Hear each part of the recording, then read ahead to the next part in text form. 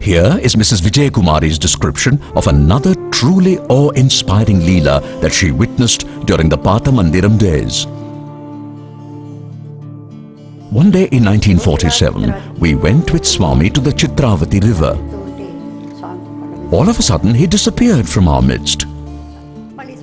We then heard his voice which said, "I am here on the hill, and I am going to now show you all Surya Darshan, the vision of God as Sun." We began to wonder. It is past 6 in the evening and the sun has already set. And now Swami is saying he would show us the sun. That was when we began to laugh. Just then we began to see a pink light behind Swami. Quickly pink turned into red and we began to feel very hot. The heat made us sweat profusely and was unbearable. At the same time, the scene we saw was beautiful, indeed beyond description.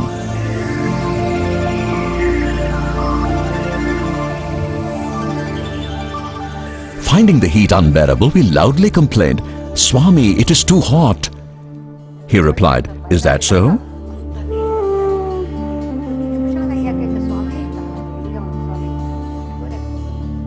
And then slowly the heat began to decrease when Swami suddenly announced, "I am now going to show you the moon."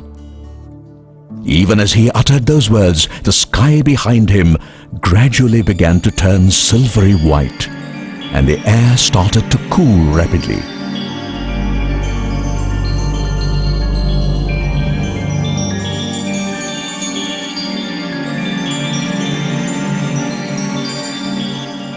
Soon we began to feel very cold and started shivering. Our teeth began to chatter and we screamed, "Swami, it is too cold!"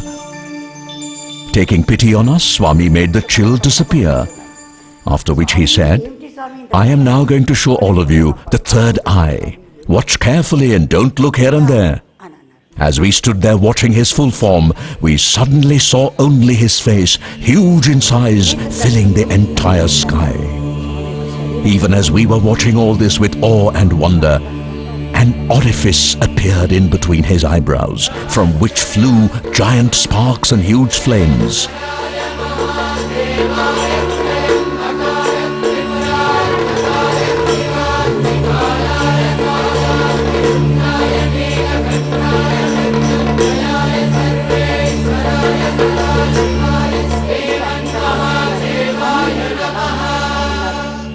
Instead of being lost in this extraordinary spectacle of divine glory, we now became very worried and anxious as we could see only Swami's face. We began to wonder, what has happened to Swami's body? Have the flames harmed Swami? That was the thought uppermost in our minds. Meanwhile, many people fell down and some even fainted, but I did not realize it then. Suddenly, in a flash, the entire spectacle came to an abrupt end. The sky was back to normal as if nothing had ever happened, while Swami was with us on the Chitravathi sands. He then asked why some people had fallen down. We said that we did not know the reason.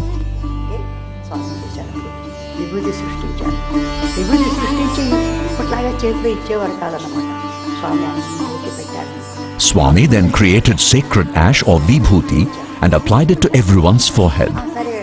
Having done that, he said, "Come on, let us return to the mandir." We started walking back, but most of us were quite unsteady and wobbling.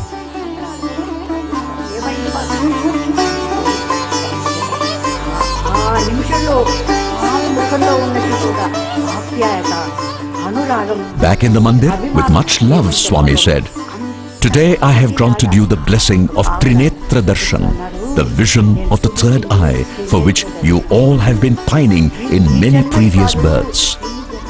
What I have shown you is not even 1,000th of the full glory, and what little I showed made many of you to fall down, unable to bear the power of that sight." That was when some kind of normalcy started returning amongst us.